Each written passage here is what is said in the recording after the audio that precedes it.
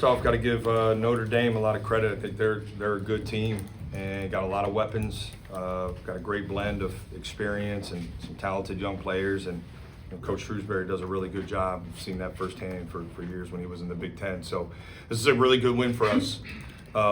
Certainly, you don't when you go into the game, you don't want and desire maybe a clunkiness and almost like a old Big Ten rock fight where just there's some stuff's going in, some stuff's not, but you just got to find a way to string together some stops. And if you can string together a few scores too, then you find yourself on the right side. So this was great for us. I think this is now 2 games in a row where we've showed tremendous toughness and connection on the defensive side. We got to get back to playing with the pace and ball movement offensively. That's worked so well for us here in the early part of the season. But really proud of our team. Really proud of how connected we were and how we stayed together and fought to get this game done. In the first half, they were kind of killing you in the paint. Obviously, and that continued for the first few minutes of the second half as well. But then over the final 12 to 15 minutes, you guys did a really good job down there. Limiting those points in the paint. What changed in that regard?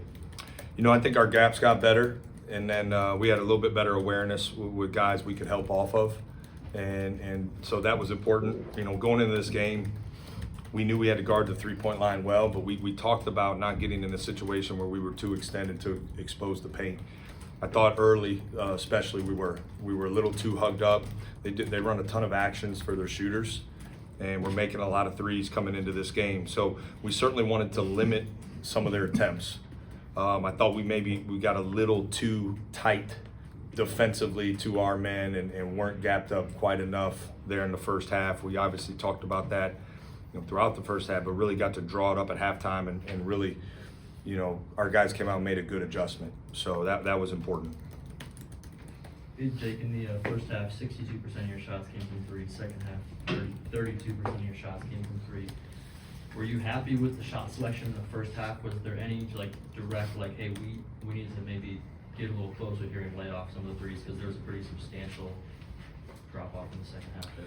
Yeah, again, we're always talking about shot quality. We don't necessarily go into a specific game saying we got to hit a target number of threes.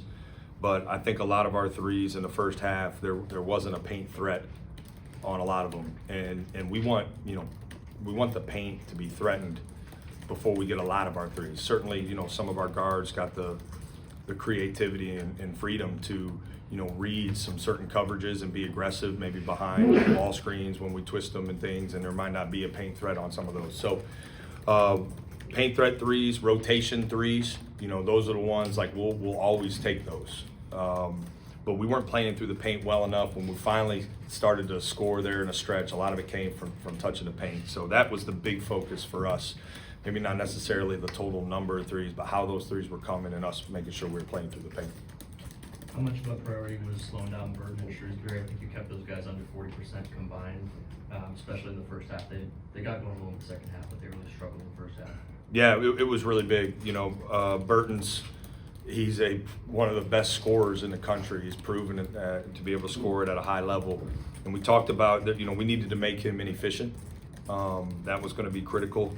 He was going to get his volume, but we had to make him inefficient. And Shrewsbury is such a threat from 3, and he creates a ton of gravity on the court because you got to be really mindful of where he is at all times, and they put him in some unique actions and things. And so we felt like, we certainly had to limit their volume. That exposed us a couple times too much in our gaps where we opened up drives for Muhammad and Harrelson. Both of those guys were a little too efficient. But I do think in the second half we did a much better job of playing with a stronger chest, fighting. We didn't want to trap the whole game in the post because we didn't want to expose for threes. So we put some guys, in a tough spot at times. But I think our bigs really, especially in the second half, did a good job of helping plug gaps to where they could maybe help in the post while their man was lifted to provide some support, so those shots weren't coming, within 4 to 6 feet of the rim. They were more like 8 to 10 feet. Going back, Joe, and then Nicole. Just wondering what you thought about that last offensive possession. Christoph said it wasn't necessarily drawn up for him, but obviously he was ready to go. What is that you're wearing there? This is actually, I don't know, actually. Oh, I thought that might have been for like we had like a retro theme going there. No, Okay. it's not that cool. No, it is cool. It is cool. So that last play, there's a kind of a lot to unpack there, right? Our Junie was a little delayed coming off that initial cut, and that messed up our timing just a little bit. But we felt like, he was going to be able to create some gravity himself, flying off of, what many call an elevator screen, flying between two screeners. And that would open up space for Bruce to drive. But Bruce, kind of pulled up and got that ball to Junie, and we got him with enough of an advantage that put, I think it was Shrewsbury on him, put him in a compromised closeout. And then he was able to almost draw two. They didn't really leave Bruce, if I remember correctly, very much, and that opened up the lane for Tilly to get a catch, and then he made a great physical finish. He was able to get the ball kind of with an angle and went left, and it was a tough finish. But we were able to stir him a little bit to kind of create what we call a domino effect, and then we kept the domino that time. We didn't do a good enough job of that throughout the course of the game, where we maybe had an advantage along closeout and we held the ball just a little half second too long, or maybe we dribbled and it wasn't a threatening dribble. So that one, I thought Junie put pressure on him. He started to see a crowd, made a great read, and Tilly had an advantage, and he read it perfectly. How pumped are you for Tilly having that moment, his fourth game as a Buckeye, and how key is it to win a game like this and to kind of ride that later on down the stretch? Yeah, it's like I said, you certainly want to win and be in close games early on in the season because it helps prepare you for Big Ten. You don't ask for that going into the game, but the fact that we were able to win one of these early is important. And we got a lot of guys who have been through a lot of these, especially those of us who were together last year. So this is progress. It was important for us to win on our home court and find a way to get it done when we weren't clicking offensively like we're capable of. So that's the encouraging part. And for him personally, I think we ask him to do a lot, and we trust him at a high level. I trust him at a high level. And the best thing he did today, I thought, was he got a little frustrated, it felt like, in the first half, but he didn't let that take him out of his game. He stayed aggressive. He got to the free throw line, and his passing's a gift for us. His driving, certainly, when we got shooting out there, it opens up lanes for him. So he's a really smart player. We use his versatility. It helps us a ton. And I was just really most excited he stuck with it, stayed aggressive throughout the course of the game. There was a time in this game it got to 11, then right before the half it gets to 8. You guys respond there in the final minute. It gets to 8 again in the second half. You guys respond. To see that response, there were times last year that didn't always come. How much can that build the confidence of this team? When you go back and look at the film, how much is that something you'll lean on? Yeah, we talked about it. We were just in a similar situation, where offensively we weren't playing at our best, but our defense, gave our offense a chance to get going. And I think that really makes our team very dangerous. When our defense can continue to grow and we can continue to be connected and physical, and our offense will get going. And we've seen what it's capable of when we're really rolling. And we got a lot of different guys, who are capable of having big nights. And so there's going to be nights where we may have 5 or 6 guys in double figures. Tonight we had 2 with a couple others who were close, but our guys stuck together. And that's the most important thing. We have a very connected group who is bought in to what we're trying to be about and where we're trying to go. And so really proud of that connection and how it helped us, get a win. Today was a really special day with Jerry Lucas getting to dot the I there on the court. He said yesterday that he texts you after every single game. What do you think those texts will be like tonight? A lot of celebrating, and then what is his memory here, his legacy here, seeing that 10 spotlighted up there, 11 spotlighted? I think he said something about this being, really the greatest honor when we had the ceremony on Friday, and that really stood out to me because what a resume and list of accomplishments that man has. And when you think of Ohio State basketball and you think of some of the absolute legends that have come through this program, you know, his name is at the top of the list. So for us to be able to honor him, and, you know, from President Carter and Ross and Alan Stockmeister and the Peterson brothers and the Schottenstein family, the people who came together to make this weekend happen, just was not only great for our program, but it's the best part was to see the smile on his face multiple times of how much he was enjoying, because he deserved this and more. And like I said on Friday, you know, he is excellence. And when we talk to our guys about becoming, you know, future husbands and fathers and leaders and men, you know, what an example for them to look to, for a guy who does text the head coach after every game, no matter what time, and the consistency of excellence that he's had throughout his life is really something we all can learn from. So just so thankful we were able to celebrate him this weekend, and thankful we were able to get a victory today. Going back to Cole. So the early indication is that Bruce is your number one scorer, Tilly's your number two, and then number three is kind of by committee so far. Are you waiting for a third head of the monster to kind of present itself, or is the committee soon? Well, you know, I think Junie Mobley's not going to shoot, you know, at the field goal percentage rate that he's shooting like that. He's going to break through that, and it could happen, you know, in the next practice. So he's such a threat, and you know, you don't get stats for gravity you cause on the court either.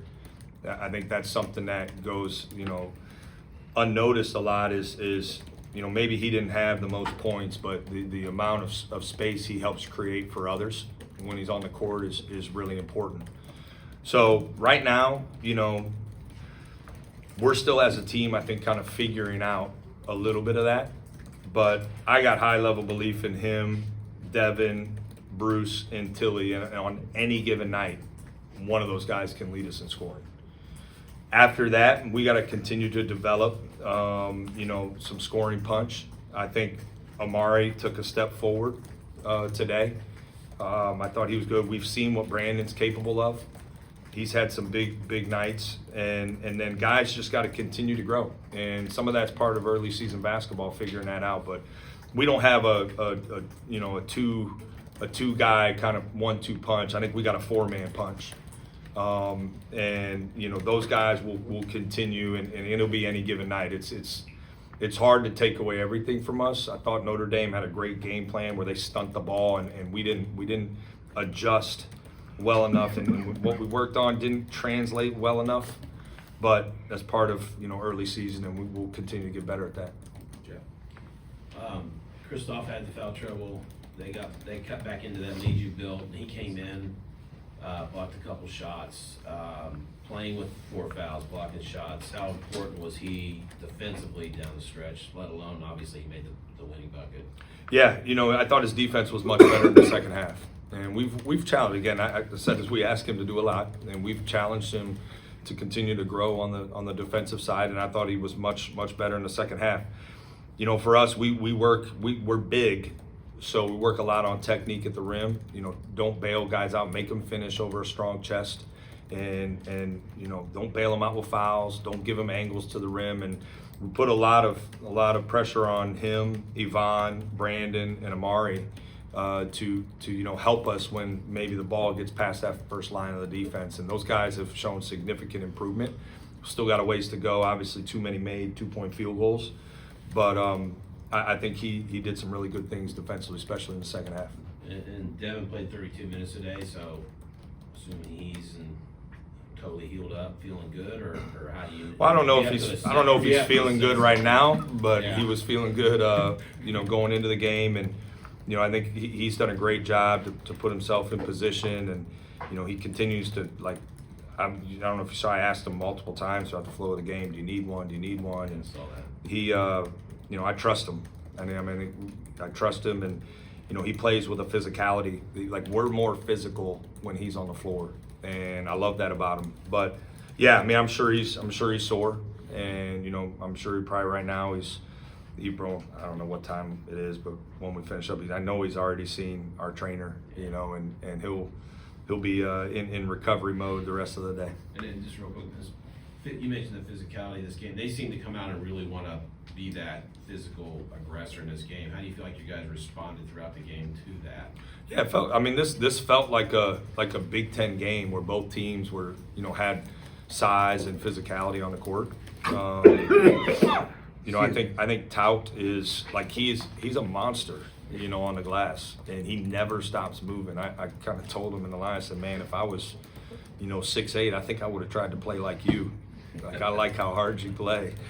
But, you know, him, and then I think Muhammad Harrelson's physical, 14 off the bench. Like, they got some good physical guys, and I think their guards played with physicality on defense. So this was great for us because both teams were playing that way. And, again, I felt like we initiated a lot of that physicality, especially in the second half. Yeah. Steve, you got one? Yeah. Go ahead, and then we'll go out and finish. Okay. So, just brought up Tout, and I mean, he's leading the ACC in rebounds per game right now. How do you think you guys did on the glass tonight, and then what do you guys have to improve on that? Well, we held him below his offensive rebounding average by I think a lot. So that was big. You know, it's impressive when you watch on film and you really focus in on his impact on the game. You know, it's not only what he does on the offensive glass, it's what happens after he gets the ball, and he creates a lot of 3-point opportunities for them. When he gets an offensive rebound, I believe he was leading them in assists heading into the game. So he's a really good player. You know, he's a really good player, and you watch him, he looks completely bought in, and you know, that's obviously really valuable. But man, does his motor runs hot. And I think Tilly, Imagn, you know, Brandon, Amari, those guys did a good job, because I know he had 12 rebounds, but man, he holding him to 2 offensive rebounds is pretty good. Go Hannah and then Adam. So we go Adam last. The mic, maybe you can hear me. Ringing the victory bell yesterday at the football game, what was that like, and was it heavy? I was watching you do it. I don't know, it looked difficult, but also just how big of an honor was that to do on behalf of Jerry Lucas? Well, I think that the greatest part, right, was being able to play a small part in honoring him. In the moment, you know, you're getting coached up there a little bit. I don't know if I can give like too many secrets away, but it was awesome. And you know, to be honest, being there with Aaron and Jared was really special too. Like those guys are like family to me, and I've known Aaron, you know, since I think he was in maybe elementary school. And then Jared and I have spent countless hours in the gym together, and just both of those guys represent our program at such a high level and are on that list of elite, you know, players as well. So for us to all be there together was really cool. To be able to represent Jerry was really special. Now, they tell you got to pull hard, all right? And they told 3 grown men to pull hard. So I think maybe we might have pulled, you know, maybe too hard, and then like I think Aaron almost fell after that initial pull. But it's a good thing that, you know, he's a great athlete, not just a doctor. You know, he can do it all. So he kept his balance, and then you got Sully kind of supporting us. I mean, it was a lot of fun. But it was what a moment. You know, something we'll never forget. And again, great for our program. You know, our program to be celebrated like it was this weekend was really special. Adam. Jake, you talked about your guys coming out in the second half and making an adjustment the way you were with your paint defense, which was an issue certainly in the first half. Your team's ability to go over something at halftime and then have that actually translate to the game, because it did get more difficult for Notre Dame in the second half. Where do you think you are as a team, and what enables you to take that coaching, take those adjustments, and then translate that? Because that doesn't always happen. Yeah, I think we got a smart group, and I think that connection really matters. You know, I wish you guys could be in our huddles sometimes, because, you know, I think part of your job as a head coach is you want to create some space for your leaders, you know, to have a voice, and to hear the way Bruce was talking in timeouts, and quite honestly, it wasn't, you know, technical things. It was more just mentality, you know, keeping guys connected and confident. And I thought his leadership at timeouts in the second half was really valuable. But coming out of halftime, you know, we've been here before, you know, very recently, and we're built, you know, I think we're built to withstand adversity and fight through. That's what we talk about. It's what we work towards, you know, all off season. And our guys didn't waver. And I think, again, that the collective high basketball IQ of this team and the selflessness and the connection that they have allow us to be able to make adjustments and do them well. You know, we gotta adjust, you know, better earlier. I think we did that the last game. We had some moments of that in the first half this game, but yeah, I thought coming out of halftime, our guys did a good job. And then you talked about on that last possession where Tilly got the layup that you want to get the ball in Judy's hands and have him make a read, and he didn't have maybe the best decision-making game, and I know he struggled with some of that decision-making this season. In a moment like that, was that okay, I'm putting all my eggs in that basket, I'm trusting him? Was that they're guarding him a certain way, so it's going to free something up? Like, what's the level of comfort and decision-making, I guess, into putting the ball in his hands when he has struggled in some of those moments in a game like this? Yeah, I have high level belief in him. You know, I think he's a hooper, I guess is kind of the best way to describe it. You know, he doesn't really get rattled. I probably sometimes wish maybe he'd get a little bit more rattled, but it's kind of his superpower too, you know. So when he's got the ball in his hands, you know, I'm confident something good's going to happen, and he's going to. I just felt like he was a little rushed. I talked to him about that. I just, you know, I think he needed to slow down a little bit when the ball hit his hands, and I felt like he did better in the second half with that. You know, people are going to try to limit his looks because he's such a gifted scorer. But what makes him special and what makes our offense, the potential of our offense to be special, is he's not just a scorer. He can read the game. And he made a great read. And this isn't the first time he's done that. He did it at Minnesota last year, and he did it, you know, throughout kind of the second half of the season last year. So high level belief. And you know, maybe I'm crazy, but if I see him, you know, missing a few shots in a row, I think the next one's going in too. Some percentage would say so. Again, our guys got high level belief in each other, which I think helped that play develop the way it did.